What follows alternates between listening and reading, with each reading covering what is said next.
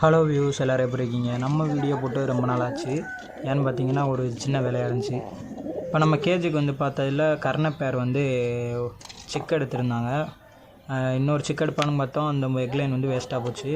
ஏற்கனவே 2 செக் எடுத்து வெளியில் வந்து நல்லா பறந்துக்கிட்டு வெளியில் சுற்றுறான். பார்க்க கலர் எப்படி இருக்குது, நல்லா இருக்குல்ல?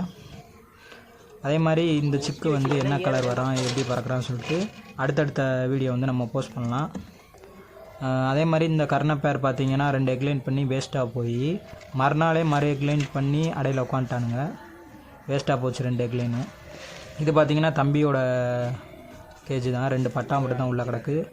ஒரு சந்தோஷமான விஷயம் என்னென்னு பார்த்தீங்கன்னா, இவ்வளோ நாள் நம்ம ட்ரெயின் பண்ணவே இல்லை. கையில் கொடுத்து எல்லோரும் ஃபுட்டு ட்ரெயின் பண்ணுவாங்க, நம்ம இது வரைக்கும் பண்ணதே இல்லை.